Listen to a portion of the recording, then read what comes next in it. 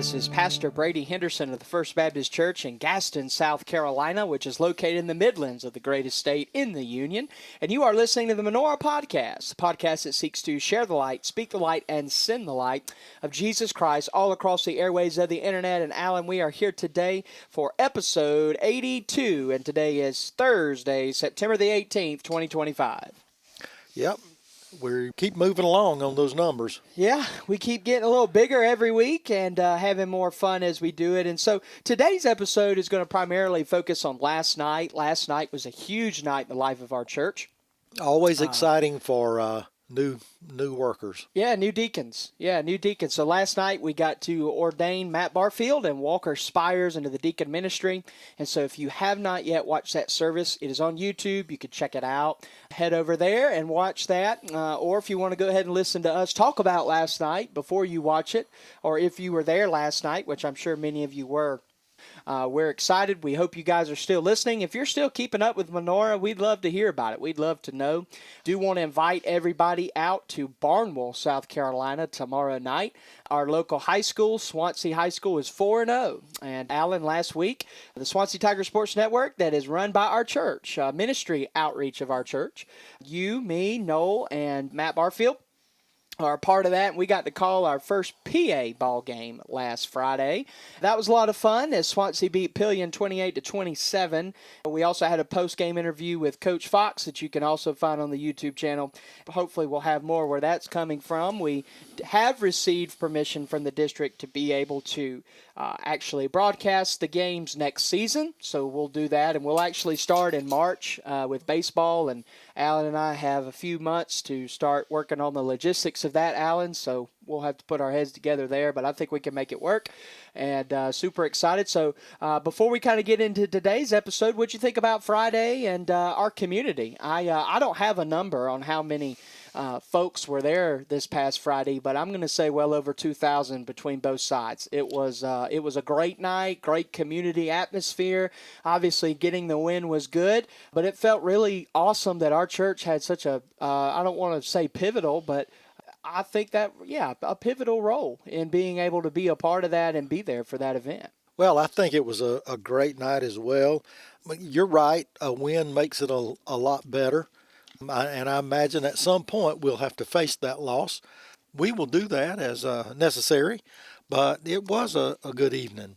Yeah, it was a lot of fun, and you're our behind-the-scenes guy, you're our producer guy, and of course you'll have a much larger role when we start broadcasting and doing all that. But even without the broadcasting, you still had a big role with making sure the sound was where it needed to be, and you spotted for us and just did a lot, and that was exciting. I know you and I have been friends now for almost 5 years. And just to see the opportunities that God has given us to minister, not just with each other, but in our community, that was such a unique ministry. That was a lot of fun. And the reason I use the word ministry is, we get to be around the players, we get to be around the coaches, we get to do all that. But it was really cool. Mike Rolison was there, as many of our church members were at the football game. And Mike said that some of the guys around him, some of the older guys, who I'll probably be one of those guys one day, were talking, saying, who's that on the, who's announcing, who is that? It was a different voice. And some of them said, well, that's the preacher down there at Gaston. And so just the fact that we get to be able to be a part of our community in a small way, and not just for football. Like I said, we have plans of calling baseball games and providing that to you in a broadcast format. And it was our first real start. 10 years from now, when we're on the air every weekend, that'll be pretty cool to look back and say, hey, that's where we started. So it was a lot of fun. Come out on the road tomorrow night. Barnwell, we're going to be there. We're not going to be calling the game or anything. I know Matt's going to take some stats and keep up with some of that. And we'll get a post-game interview with Coach, but we're just going to go down there and watch them because our church is feeding the Swansea Tiger football team before the game at Barnwell. So we've got a team that's going to be down at the high school all afternoon Friday preparing the meal, going to feed the team, and I'll get to speak to the team. So looking forward to that. Not my first time speaking to those guys, but we've got a really young football team. Most of them are sophomores that are starting. We've got a lot of growth to do, but to be 4-0 with a lot of young guys is an exciting spot to be in. So super excited about that. You got anything to add about that? Well, Pastor, I think you bring an excitement to the crowd. It appeared that the crowd reacted really well Friday night and among the calls to cheer for the Tigers. Um, I thought it was a very good night. I'm not a big sports guy. I love the technical side of sports. I Yeah. like the logistics of the setup, that kind of stuff. Hmm. But it was a good night, I thought. Yeah, it was a lot of fun, and getting to make some of those touchdown calls there in the fourth quarter. I tried to save a lot of the excitement for the end, and I did, and that was really fun. And I was surprised how well the crowd reacted. Well, So the game itself kind of lent the excitement at the end. it did, it did. Yeah, and that was as Matt Barfield said, that was an intense first game, but a great first game at the same time. Because whether it's a blowout, a lot of games aren't close. You're going to have blowouts, you're going to have things like that, and blowouts are a little bit harder to call as far as keeping it interesting because it's, Keeping the energy up. yeah. So anyway, all right. Well, let's talk a little bit about last night. Last night was such a special time. We got to ordain Matt Walker, but I think you have a few questions for me as far as the role the pastor plays in a deacon ordination. And thankfully, this is the third time that I've been able to do a deacon ordination service. I was going to say here, but not just here, but ever. This is my first church, and so it doesn't really feel like it because I feel like I've been here like 15 years, even though I know that's not the case. Every year has its challenges, but every year gets a little bit easier. And I don't mean easier in the form of complacency. I mean easier in the form of I get used to everything and Well, you know the changes. people. Yeah, know the people and know kind of how we do things, and that's really good. So we've changed a lot of things, but everybody's really rolled with the punches really well. And D groups is gone off. I don't want to say without a hitch, but pretty well to start the semester, Oh, and yeah. that's been great. Good attendance there. Great attendance on Sundays. The last two Sundays have been spectacular. You got any questions for me a little bit about last night, and not necessarily just about last night, but the whole deacon process? Well, I know I look back, I can remember, I can't remember a lot about benchmarks in my life, but I do still remember the night that I was ordained. I was privileged to have my dad and my older brother both participate in my ordination service. And I remember a number of deacons that participated in the laying on of hands.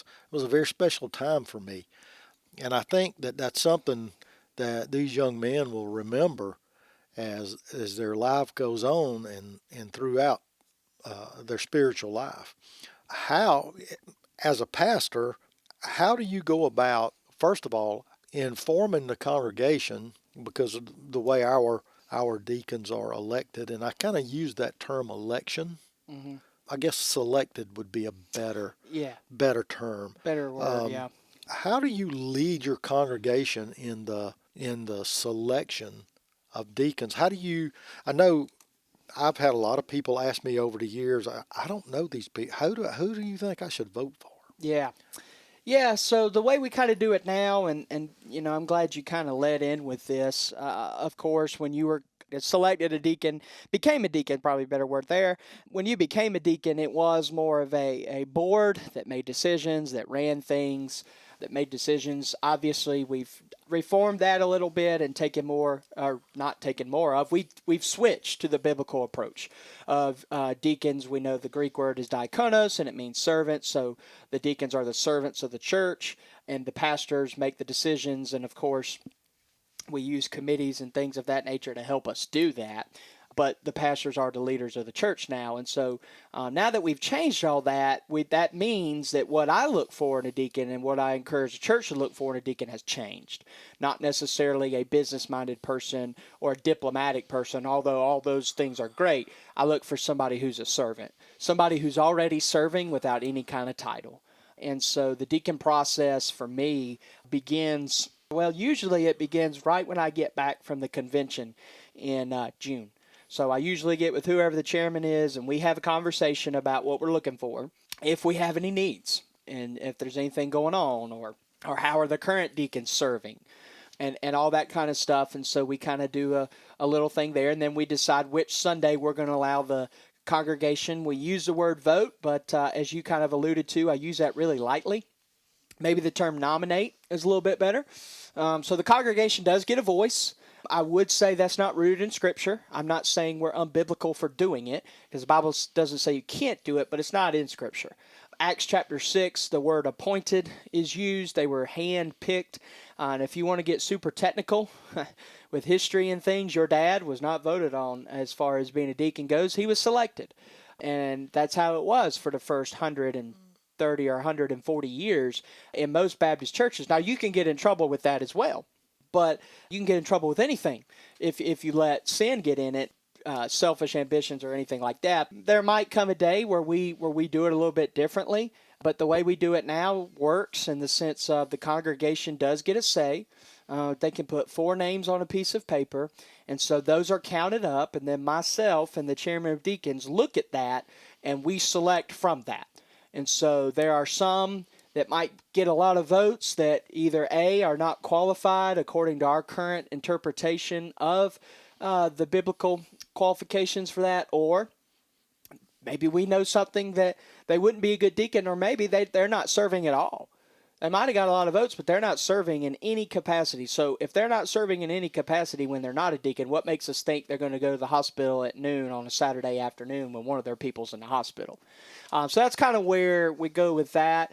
I'll give you an example. Last year, not this year, but last year, we had an individual who didn't get as many votes as others, but we saw his servant heart and we knew he was ready, and he's turned out to be a great deacon so far. So it really is a selection. I believe our congregation trusts me as the pastor. I believe they trust the chairman of deacons, which is Mike Rawson. By the way, Mike Rawson is the chairman. He's been elected again to serve. Dwayne Johnson has taken your role, Alan, as vice chairman. You've rotated off. I don't want to insinuate you got kicked out. That was not the case, unless you want to tell a different story. But Walker Spires is the secretary. That's kind of where we go about that. The beautiful thing about what we're able to do with that, because when I first came, it was, okay, whoever gets the top votes, that's who it's going to be. And there wasn't really a lengthy interview process. That's changed. You've been a part of the interview process with some of the young guys that I've done, and we have several meetings together. It's not as simple as, okay, Alan, you got enough votes, you're going to be a deacon. We go through 1 Timothy chapter 3, verses 8 through 13. The document that I actually use to have that conversation is on our website. You can find it under articles, and so I'm pulling that up now. But I call it the Prospective Deacon Conversation. I go through the text. We go through 1 Timothy 3, 8 through 13, and we parse every single phrase in that passage. And sometimes it takes 1 meeting, sometimes it takes 2, sometimes it takes 3. But I don't want the church to think it's just like, okay, come on, you're with us. There's a preparation time. Not only do we meet with the deacon, we meet with the deacon's wife. You've been a part of those meetings this past go-round as the vice chairman. And so I'm looking at my notes. We parse it as deep as even the Greek words, and even looking at that. So we look at all of that, and then we select from there. And so when we got Walker and Matt this year, there were other names. Obviously, Dwayne and Chris had served with us before, so we do not do interviews with them if they've served with us before. There's no need to. They know the standard, and if they're being selected to serve again, then they obviously did well their previous time to get selected again. In other words, it's not a shoo-in. I mean, you got to prove yourself every time. We do try to be very selective about that, and a lot of that's changed with how we view deacons, not as a board of decision makers, but as a body of servants. So I think I answered the question. I think that was a great answer. I know lots of times we face things, the deacons face things that probably won't ever see the light of day in the congregation, and that's really the way it should be. Most of the people know when somebody's in the hospital, simply word of mouth. Sometimes they call and request prayer or such as that. But there's other things that come up, and some of them are very minor in nature, but they take up a lot of time. When the building needs something, we have a team that takes care of that. Yep. And we, as deacons, should be taking care of that team. Making sure that they're good, that their families are good, that they Absolutely. The are care aspect. the Yep. care aspect of it. Yep. Yes. Yep. I So like to call them the caretakers of the church. Caring for people, loving people, sending texts, making visits. But any questions about last night or anything else? well, I think my next question that comes to mind is how do you prepare for this? What are some of the things that you, as a pastor, personally, how do you? I mean, that's got to be an exciting time in your life, as it is in ours, Yeah. because everybody strives to see the younger generation get it, so to speak. Mm-hmm. Mm-hmm. How is that? How do you prepare? This is a very serious time. You want to make sure they understand what's going on, Yeah. but it's got to be. I mean, that's got to be very fulfilling as a Mm-hmm. pastor to see people growing enough in the eyes of our congregation that they're recognized. Yeah, especially as much as it's happened the last 3 years, right? So I just want our listeners to know that is unheard of to be able to have three in 3 years. If you have one every 5 years, that's kind of a big deal. Churches don't have deacon ordination services every year, but we've been able to do that because of the influx of new people, but not just the influx of new people, but the growth and discipleship. So one of my favorite parts of my ministry here that I don't really talk about very much, but one of my favorite parts of what I do here is mentoring. And so I have about 7 or 8 guys that I'm mentoring right now. I don't tell people who they are. I don't even look at them and say I'm mentoring you. I just try to do it through hanging out with them, whether that's going out to eat or whether that's going to a ball game together or whatever, or having them over to the house or things of that nature. And so being able to take people under my wing, people that are older than me, by age, taking them under my wing and talking with them and then getting to see their growth. Walker and Matt specifically are both examples of that. I'll never forget when I met Matt for the first time, was at his grandmother's funeral. They weren't in church. They weren't involved. They had 2 young babies. They would agree with me in saying they probably weren't living in the ways of the Lord all the way around. And Walker and Megan had fallen out of church. They had a young child at the time and then one on the way. And they weren't in church, and they were actually looking at other churches. They didn't think our church was the one they needed to be at for some reasons, and just reached out. I knew Walker existed because he was on the church roll. So it took me about a year and a half, almost 2 years, to get them to darken the door. But I didn't give up. I know I get on people's nerves with my stubbornness and texting people who aren't here and reaching out and stuff, but I'm not gonna give up. If you're not here, I'm gonna do everything I can to try to get you back and do whatever needs to be done. But yeah, you're right, Alan. It's super rewarding. Get to see young men mature. And one reason I love mentoring young men is, I was mentored by a lot of people, and I wouldn't be here today if that were not the case. And so I recognize that, I realize that, and so I try to give back. Even if they're older than me, I want to give back and give men on an opportunity that so many men gave me, kind of grow up and live life and see things and do things. And so, yeah, last night, super rewarding. The order service isn't too challenging. It was great last night to be able to have Keith Spires, who has served here before, now at Round Hill serving. Yeah, it was a little challenging with the sermon because I've preached deacon ordination services before, and there aren't many New Testament texts that deal with deacons. So trying to figure that out, yeah, it was a good time, and thought God did a lot of awesome things and super rewarding. And now we get ready for next year. Now I begin the process of seeking out other young men and trying to help them along. And it's not like I just help them so that they become deacons. I want to help them become better Christian men. And if they just so happen to become deacons, that's great. But my goal is to help them in the ways of Christ. And that doesn't mean I'm perfect or that I have it all figured out, because I certainly don't. Because at the same time that I'm trying to seek out younger men in the church, I've got older men in the church that are poured into me. And so I just think that's the model. I think that's what we need to be doing. I think we need to have a Paul, and I think we need to have a Timothy, and I think we need to have a Barnabas. A Paul is somebody pouring into you, a Timothy is somebody you're pouring into, and a Barnabas is somebody who is an encourager to you and on the same level as you. I've got all three inside this church, and so I just want to keep that up. And I don't do that because I'm the pastor. I do that because I'm a Christian, and I think that's what I'm supposed to do as a follower of Christ, not because I'm on the payroll.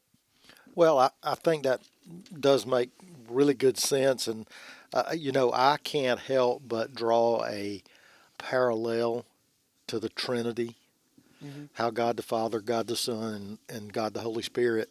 You have kind of a leader, you have somebody that you're bringing along, and you have a helper. I think if everybody had that, our church, in any church, would be a much better place to grow up. So many things happen in a church because of emotion and people that don't get treated the way they think they should, or things of that nature, where it's so much more important to know about your destiny and how you're going to spend eternity. Yep. We hear so much about abortion and things like that, and how life begins at conception. And I had a thought that when a child is conceived and that soul is assigned, so to speak, knit together, that is just a starting point. Yeah, absolutely. And it goes from then on. And if you look at it that way, you realize the finality of some things. Yep. But Brother Keith talked to me he was at one of the guys at my ordination. He gave me some words of wisdom, and to this day, I live by those words that he shared with me, and I'll never forget them.